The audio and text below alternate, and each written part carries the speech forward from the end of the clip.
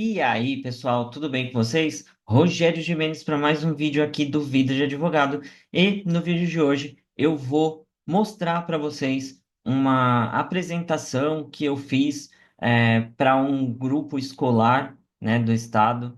O pessoal foi fazer um trabalho de escola ali e eu fiz aí, respondi algumas perguntas sobre violência doméstica. Então, após a nossa vinheta, você já vai assistir esse vídeo. Mas enquanto a vinheta não passa, você já dá um like no vídeo, se inscreve no canal se você não for inscrito, vem comigo que aqui é direito, que eu já volto em outro fundo aqui, que é do escritório, para vocês verem como foi essas respostas que eu dei sobre violência doméstica. Um grande abraço e até o próximo vídeo. Tchau, tchau.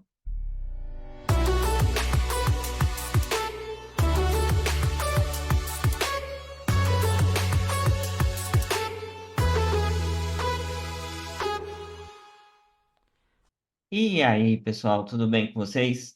Meu nome é Rogério Gimenez, eu sou advogado há mais de 20 anos já, e eu fui convidado pela Ágata, do Colégio Rodrigues Alves, para responder algumas questões sobre violência doméstica para o grupo de trabalho da Ágata. Então, eu vou ler aqui as perguntas que o grupo da Ágata fez e, na sequência, já responder para vocês, tá bom? Se vocês quiserem saber mais sobre mim, mais informações sobre o meu trabalho, é só acessar as mídias sociais que eu vou deixar aqui no vídeo, tá bom? Então, vamos lá. Respondendo a primeira pergunta da Agatha. Vamos lá. Pergunta número um. Quais os requisitos para que se configure a violência doméstica e como faz para se provar que elas realmente existiram? Vamos lá. A violência doméstica, ela não acontece só entre o homem e a mulher. Primeira coisa que tem que ficar muito bem explicado, ok? A violência doméstica ocorre entre pessoas que vivem no mesmo lar, que vivem juntas, tá? Que pode ser marido e mulher, pais, filhos e irmãos, casados ou não, que tenham uma união estável, que tenham uma relação homoafetiva e assim por diante, ok? Então, é a relação entre as partes que vivem juntas dentro de um mesmo lar é que vai ser ali um dos requisitos principais onde deve acontecer a violência doméstica, tá? E normalmente a vítima ela está o quê? Numa posição de dependência emocional, econômica ou física em relação ao agressor, né? E aí quanto aos tipos de violência que podem existir, eu vou até falar para vocês depois darem uma olhadinha num site que chama institutomariadapenha.org.br. Esse site ele dá muitas explicações sobre violência doméstica, tá? Então a gente tem a violência física. O que que é a violência física? É o espancamento, atirar objetos, estrangular, sufocar, provocar lesões, tapas, ferimentos com queimaduras, armas de fogo, tortura, tudo isso é violência física. A gente tem a violência psicológica também. Qual é a violência psicológica? São ameaças. Se você sair, você não vou deixar mais você voltar. Se você sair, eu vou te bater quando você chegar. É o constrangimento, a humilhação, né? Você não presta, você não serve nem para fazer limpar a casa direito, fazer uma comida direito, né? É a manipulação, é isolar, tipo, proibir de estudar, de viajar, de falar com amigos e parentes, né? Tudo isso é violência psicológica. Ainda tem a perseguição, insultos, chantagem, exploração, né?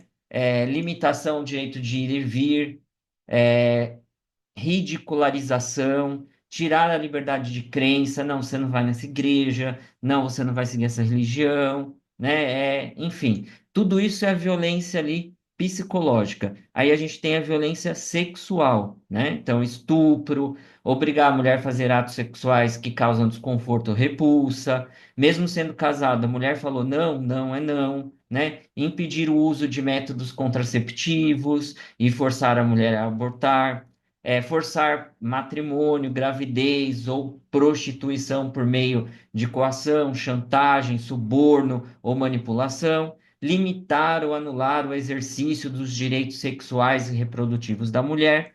Tudo isso é a violência sexual. E a gente tem também a violência patrimonial. Qual que é a violência patrimonial? Vocês já viram aquele caso de que a mulher não tem conta no banco? Tudo ela depende do marido? Que a mulher não tem um cartão de crédito, ela tem que pedir para o marido para comprar alguma coisa.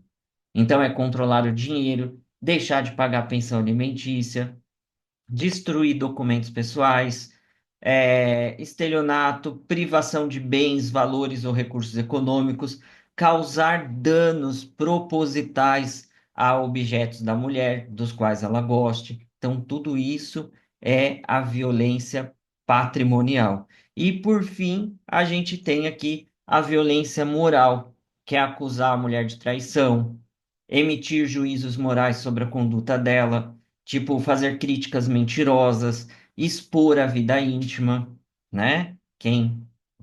Principalmente hoje nas mídias sociais, né?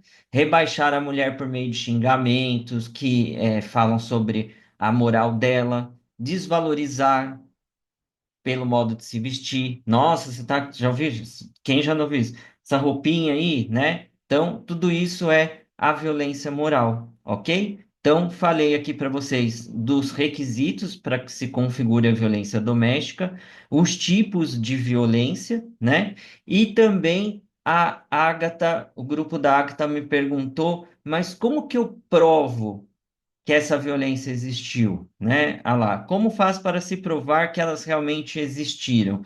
Então, você vai provar como? Através de um boletim de ocorrência.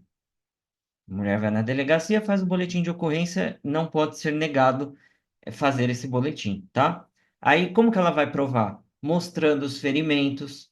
Se ela tiver ferimentos, vai ter que fazer um exame de corpo de delito.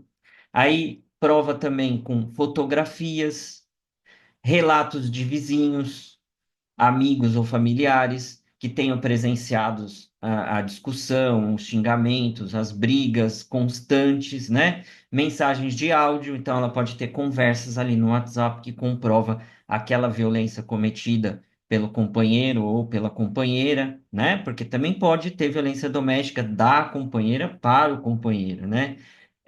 Histórico médico, então consultas médicas que ela já passou, por exemplo, vou dar um exemplo aqui. O marido que acaba ali passando doenças sexualmente transmissíveis para a mulher, né, que provavelmente pegou de outras pessoas, então ela tem ali os exames para comprovar, e assim por diante. E aí, vou passar para a pergunta número 2 do grupo da Agatha, para não ficar muito extenso, senão vocês vão cansar de me ouvir. Então, pergunta número 2: quando se decreta a agressão verbal? Então, a agressão verbal é um dos tipos de violência, né, da violência doméstica. E a agressão verbal é reconhecida, legalmente. E como que se prova isso, né? Com as palavras ou os gestos que foram usados com o objetivo de ofender, humilhar, ameaçar, intimidar, né?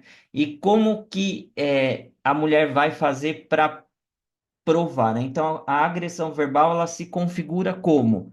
Com os xingamentos, com os gestos, com as palavras, com aquela conversa no WhatsApp que está escrito ali a pessoa ofendendo ela. E aí, o que que ela tem que fazer? Ela tem que verificar se aquilo ali é uma injúria. O que que é injúria? É quando você ofende a dignidade ou ali aquela pessoa com palavras ou gestos, né? Calúnia, quando você acusa alguém falsamente de um crime, né? E difamação, quando você atribui àquela pessoa algo ofensivo à reputação dela. Por exemplo, espalhar mentiras sobre a vida pessoal, né? Ou ameaça. Ameaça, quando você. Esse é mais fácil. Quando você. A pessoa fala ali que vai fazer alguma coisa, que vai fazer algum mal para outra. E aí você prova como, né? Que é a pergunta. Quando se decreta a agressão verbal? A partir do momento que exista tudo isso que eu falei. E a mulher prova isso com conversas de WhatsApp ou mesmo com testemunhas, né? E aí ela também, você deve estar pensando assim, ah, mas se não tiver testemunha, como que ela vai fazer? Ela vai na delegacia, ela vai fazer o boletim de ocorrência, e aí depois, quando ela entrar com a ação contra a pessoa vai ter que provar que não fez, que ela está mentindo, entendeu? Mas a decretação da agressão verbal é a partir do momento que tem esse xingamento, que tem essa ameaça, que tem essa injúria, que tem essa difamação. A partir do momento que a pessoa fala ali, que ela põe para fora, entendeu? É ali que se decreta a agressão verbal. A outra pergunta, número 3 do grupo da Ágata, é: qual o tipo de ação penal na violência doméstica?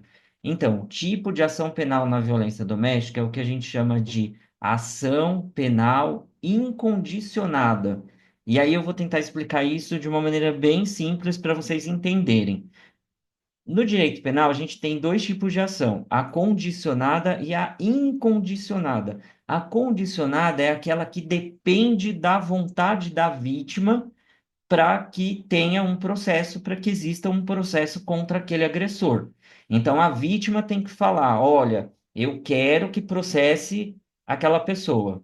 Isso é condicionada. A incondicionada independe da vontade da vítima. Então, por exemplo, na violência doméstica, se uma mulher hoje vai lá na delegacia e faz o boletim de ocorrência, mostra ali, comprova que ela foi vítima de violência doméstica, ela não precisa externar que ela quer processar aquela pessoa. Automaticamente, o Ministério Público, o delegado, ele vai dar andamento para que aquilo ali vire um processo. Então, na violência doméstica, não depende da vontade da vítima.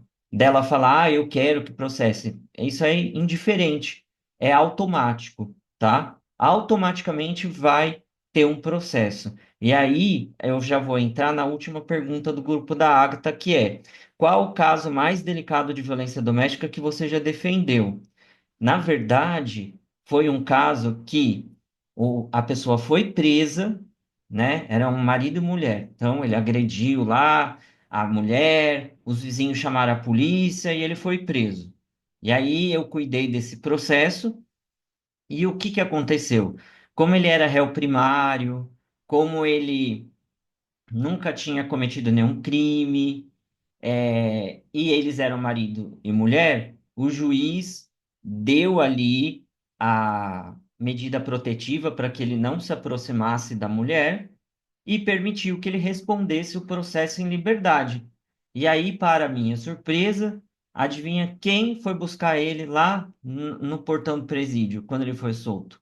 A mulher, a vítima.